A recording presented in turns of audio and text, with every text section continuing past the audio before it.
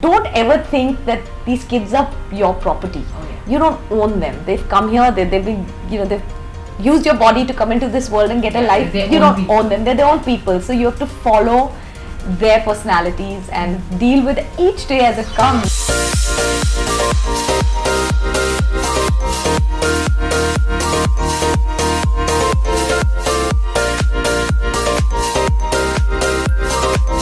Hello and welcome to Monsters, a show focused on women who are taking over the world while raising amazing little human beings as well.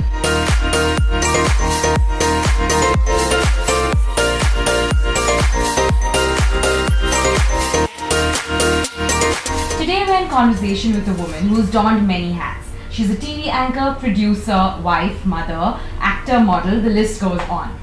Please join me as we welcome Mini Mathur. The mighty Mini Mathur, might I say. Hi Mini, thank you for speaking with us. I'm so glad to be doing that. Yeah. You juggle so many roles, how do you do it? About donning many hats, I don't know any other way, Anjali, very honestly. For me, there's a bit of a cliche that goes around when you have a baby, and that says, that a happy mom is the best kind of mom. And I truly believe that, even though, the word's gone around. I never thought of motherhood as a route to sit at home and give up my career that I'd worked so hard on. For both my kids, I thought it was important for me to go back to work as soon as my body was able to do that. Yeah. But this is fairly recent for me, so I know that every woman does take a bit of a break when you've just had a baby. So in that time, did you feel restless, like you want to get out into the world and what am I doing with my life, or were you kind of happy to spend that time with your kids? I enjoyed the entire process. I remember I had read every book on pregnancy possible by Indian and international authors, because for me that was project number one. So I looked at it as like one project. Everyone laughs at me. I was bang in the middle of starting Idol season 4, Indian Idol season 4, when I got to know that I was pregnant with my daughter. And I had to, of course, give up the show, because you see the Indian audiences are not ready for pregnant hosts, which I thought was daft, because internationally there are pregnant women on the runway. I felt that it was a bit of a setback, and I was angry. But I enjoyed every minute of staying at home and making that a success. And I think work will come to you, and you will eventually get back into it. I just recommend for mothers not to take too long a break. Now, there are mothers who jump in after 3 months of pregnancy. Your body is not ready. Enjoy it, cuddle your baby, enjoy making bashed banana. It's lovely. You worked hard enough. This was my time off. I did that, but within 8 months, 9 months, a year of my body feeling healthy and fit again, I was back at work. And I'm not saying back at work would mean, now whatever happens to the baby, you set up systems, if you've got in-laws and you're lucky to have their presence in your life, then that sorts out a lot of things. As you said, you need a really good support system, and so who do you count on when you've got to travel for work and leave the kids behind?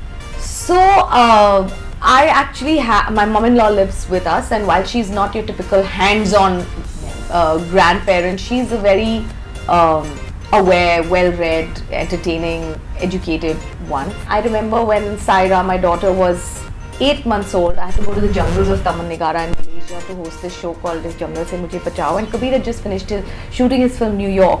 And every weekend, because I couldn't bear to leave an 8-month-old home for 2 months, every weekend he would travel with my kids to Malaysia and get me to meet them on my one day off. And he would fly back. So he's been an amazing support, because he believes in dual responsibility. Let's just say that.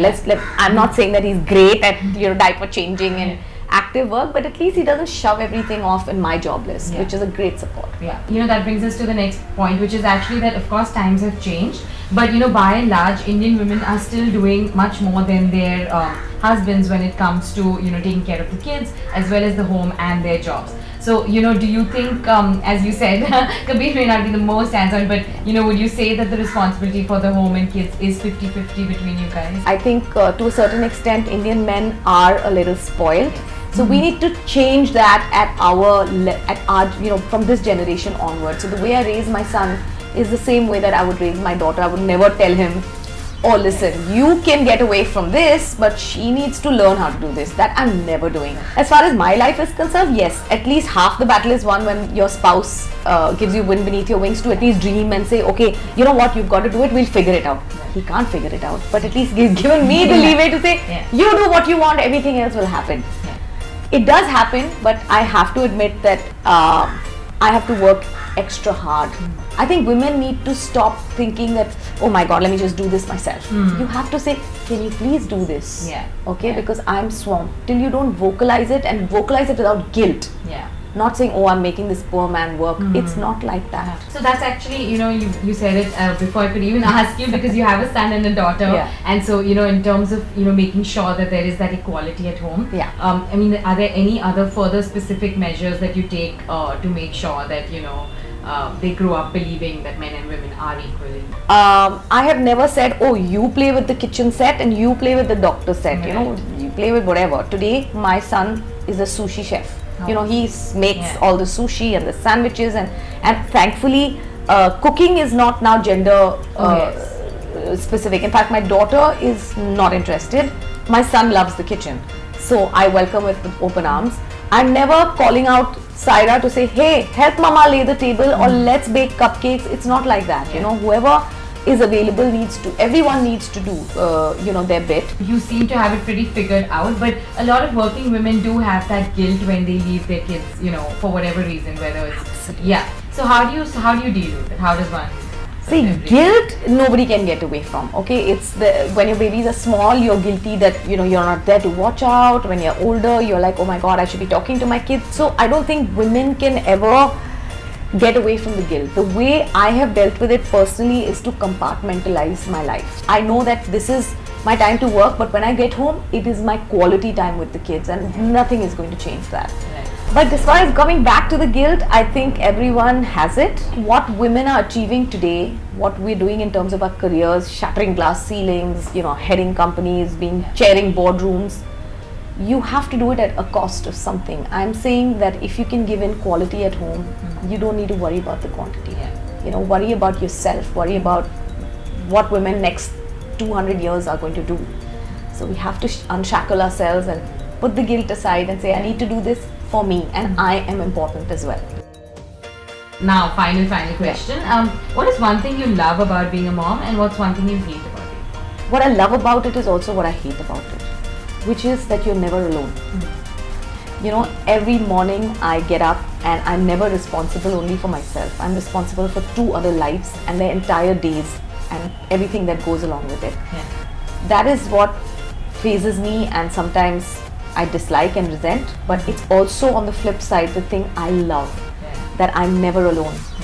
I've got 2 pieces of my heart walking around all points of time who love me the most and who I love. So you can never be lonely. A mother can never be lonely. So it's a coin that has 2 sides. And that's what I love about it. That's beautifully put. I think every mother will relate to that. So, I'm sure.